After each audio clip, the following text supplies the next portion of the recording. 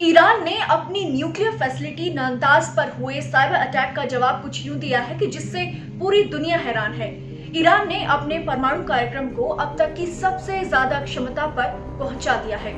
एक तरफ जहां ईरान के साथ परमाणु समझौता दोबारा शुरू करने पर वियना में दुनिया के 5 ताकतवर देशों के साथ ईरान की बातचीत हो रही है, वहीं ईरान ने यूरेनियम का 60% तक एनरिचमेंट कर पूरी दुनिया को चौंका दिया है।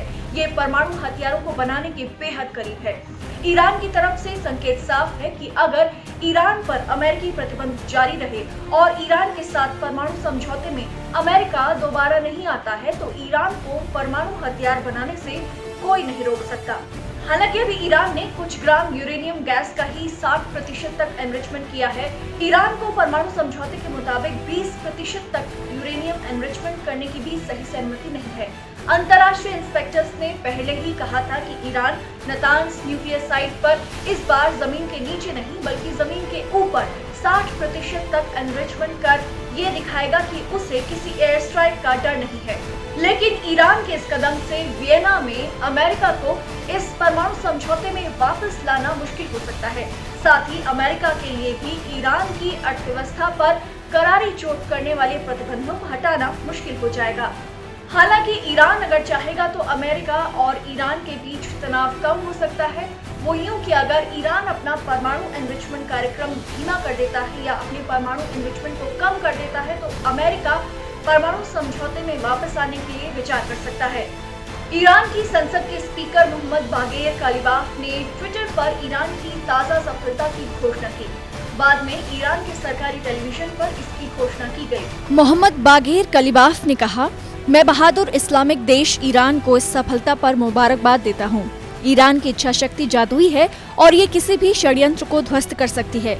ईरान के नागरिक परमाणु कार्यक्रम एटॉमिक एनर्जी ऑर्गेनाइजेशन के अध्यक्ष अली अकबर सालेही ने ईरान के 60% यूरेनियम एनरिचमेंट कर लेने की पुष्टि की। अली अकबर सालेही ने कहा, ईरान अब अगर ठान ले तो किसी भी सीमा तक यूरेनियम एनरिचमेंट कर सकता है। साथ ही सालेही ने कहा कि ईरान के सेंट्रीफ्यूज फिलहाल 9 ग्राम प्रति घंटे की दर से यूरेनियम एनरिचमेंट कर रहे हैं, लेकिन आने वाले दिनों में ईरान इसे घटाकर 5 ग्राम प्रति घंटा कर देगा। आपको बता दें कि ईरान ने हाल ही में नातांज न्यूक्लियर फैसिलिटी में एडवांस टेक्निक वाले IR-9 सेंट्रीफ्यूज को लॉन्च किया था। इसके बाद ईरान ने इसे अपनी बड़ी सफलता बताया था, लेकिन अगले ही दिन यहाँ अचानक ब्लैकआउट हो गया था, यानी बिजली गुल हो गई थी और इससे इस नातांज परमाणु इकाई को नुकसान भी पहुंचा था। इसके बाद ईरान के असैन्य परमाणु कार्यक्रम के प्रमुख ने बिजली सप्लाई में जो बाधा आई थी इसे परमाणु आतंकवाद करार दिया था और एक तरीके से बताया था कि इजराइल का हाथ इसके पीछे कहीं न कहीं है। उधर इजराइल में सेना और खुफिया एजेंसियों से करीबी संबंध रखने वाले इजराइल के मीडिया ने खुद कहा था कि ईरान की नातांज न्यूक्लियर फैसिलिटी पर साइबर अटैक हुआ है। आपको बता दें कि अमेरिका और दुनिया के कई ताकतवर देश ईरान के परमाणु कार्यक्रम पर लगाम लगाने की जद्दोजहद में लगे हैं। अमेरिका और इजराइल का कहना है कि ईरान परमाणु हथियार बनाने की कोशिशें कर रहा है। उधर ईरान लगातार कहता रहा है कि उसका परमाणु कार्यक्रम परमाणु हथियार बनाने के लिए नहीं बल्कि नागरिक जरूरतों को पूरी करने के लिए है। ईरान लगातार इजराइल पर खुद को बदनाम करने के आरोप लगाता रहा है और कहता रहा है कि उसके परमाणु कार्यक्रम को शांतिपूर्ण उद्देश्यों के लिए आगे नहीं बढ़ने दिया जा रहा है।